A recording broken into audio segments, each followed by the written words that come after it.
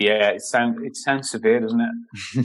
I think RBT does have there is a misconception that it is very confrontational and argumentative. And the word dispute, I mean, that's literally what it means. It's basically an argument, But the key thing here with an RBT is I'm not arguing with the client. Me and the client are arguing against one belief. Okay. So that we can generate a new belief that might be more useful. And then we argue against that belief to make sure it's as strong a belief as possible.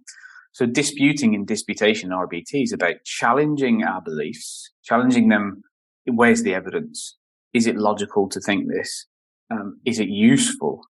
We're making a utilitarian argument. Is it useful to have this belief? And me and the client are arguing against this belief. We're being scientists and saying, okay, where's the evidence for this thing? And then we're saying, okay, we'll start to weaken that belief, start to weaken it through these questions of evidence, logic, and pragmatics.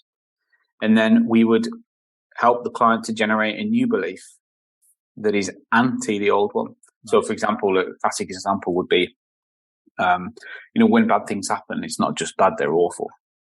Okay, well, a counter to that might be when bad things happen, yes, they're bad, but they're certainly not awful. Okay, so it's a similar tone. It's in the same area. One is irrational, one is rational, one is illogical, one is logical. One's going to be useful, one's not going to be useful. And then once you've had that rational belief, you assess that for evidence, logic, and pragmatics. And you only rest when you have a belief that meets those three criteria.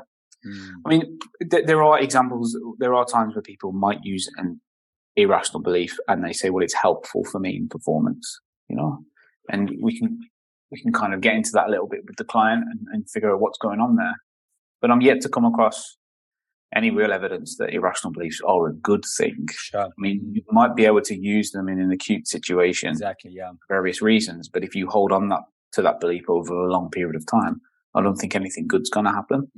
So as a practitioner, you have to go back and forth there and say, okay, well, is there a way that we can use this belief in isolated situations, but also understand that it's not quite true? Yes, yeah. It's not reality.